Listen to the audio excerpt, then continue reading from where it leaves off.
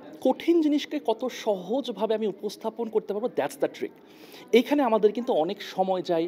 আমরা যেকোনো ইনফরমেশন আমরা চেষ্টা করি আচ্ছা এটা আমি আমার টিমকে বলি যে, "আচ্ছা এই ইনফরমেশনটা যদি একটা 7th গ্রেডের বাচ্চাকে যদি বলা হয় সে কি বুঝতে পারবে? সে কি জানতে পারবে? আমি যেটা বলছি সে কি ধরতে পারবে? যদি না ধরতে পারে তাহলে এত কঠিন ভাষায় বলো না। এটাকে আরেকটু ভেঙে সহজ ভাষায় বলো।" এজন্য ১ম এর দিকে আমি যেটা করতাম যেহেতু একটু বোরিং কনটেন্ট আমার কাছে মনে হয় আমি প্রচুর এডিটিংয়ে ফোকাস করছিলাম। এডিটিং, প্রেজেন্টেশনটা আমি কিভাবে সুন্দর করে বলতে পারি। প্রেজেন্টেশনটা অনেক, অনেক বেশি ইম্পোর্টেন্ট। ভিজুয়াল এলিমেন্টসগুলো অনেক বেশি ইম্পোর্টেন্ট। অডিওটা আপনারা যারা আছেন আপনারা জানেন যে অডিওটা 50% কন্ট্রিবিউট করে ভিডিওতে। এই জিনিসগুলা প্রথমত আমি একটু রিসার্চ করেছি, একটু পড়াশোনা করেছি। পড়াশোনা করে দেখেছি ওকে ফাইন। তাহলে আমাকে এটা আরও বেটার করতে হবে। আমরা যে থাম্বনেইলটা বুঝতে হবে। মানে আমি একটা কথা বলি সেটা হচ্ছে আমি যে মাঠে খেলতে যাব, সেই মাঠে খেলার আগে আমার মাঠটাকে আগে এনালাইসিস করতে হবে।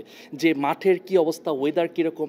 সো আমাদের ক্ষেত্রে কি সেটা হচ্ছে থাম্বনেল বলি, টাইটেল বলি, সেই প্ল্যাটফর্মের অ্যালগরিদমটা কোনটা প্রেফার করছে, কোনটা ভালো করতেছে। আরেকটা কিছু শর্টকাট আছে, মানে শর্টকাট বলতে এগুলো হইতেছে কিছু ট্রিক্স যে আচ্ছা ঠিক আছে দেশের বাহিরের কোনটা ভালো হচ্ছে, ইন্ডিয়াতে ভালো কি চলছে। সো একটা সর্ট অফ একটু মার্কেট রিসার্চ আমরা করে নিতে পারি। সো আমাদের যে রিজনটা ছিল বলেন যে ফাইন্ড ইউর ওয়াই, আমাদের যে রিজন, আমাদের যে প্যাশন, এটা এত বেশি স্ট্রং যে আমরা একদম ডিটারমাইন্ড ছিলাম যে না আমাদেরকে এখানে আমরা সবসময় বলি না যে এত অসুস্থ কন্টেন্ট কেন, এত এই কন্টেন্ট কেন, এত ওই content, who's gonna take the step, someone has to take the step. So আমার কাছে কেন জানি মনে হইতেছিল যে কি okay I should take the step and আমি শুরু করে দিয়েছিলাম। আমি জানি না ভালো হবে, খারাপ হবে, সাকসেসফুল হব, ফেইলিয়ার হব, আমি কিচ্ছু জানি না, জাস্ট আমি জানি আমাকে এটা করতেই হবে।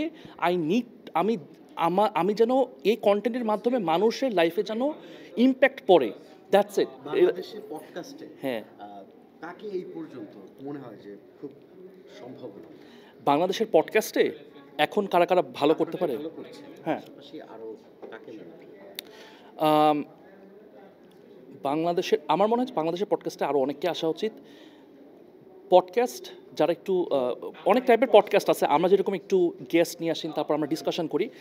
আহ, রাফায়েত রাকিব ভাই একজন আছেন, উনি আমার মনে হয় যে খুবই ভালো, ওনার পডকাস্টে আসা উচিত number one. Tamim Mridha the message নামে একটা পডকাস্ট শুরু করেছে, খুবই খুবই ভালো করছে এবং এটা যদি ভালো মতো কন্টিনিউ করে আমার মনে হয় খুব ভালো হবে।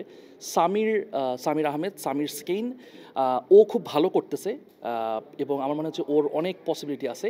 এরকম এখন আরও অনেক অনেক অনেক অনেক এখন আমি দেখতেছি পডকাস্ট আসতেছে। নূর রহমান ভাই করতেছেন, দেখতেছি ভালো করতেছেন। আম, প্রচুর আছে, এই মুহূর্তে আমার আরও মনে পড়তেছে না, আমার মনে হয় আরও অনেক আছে।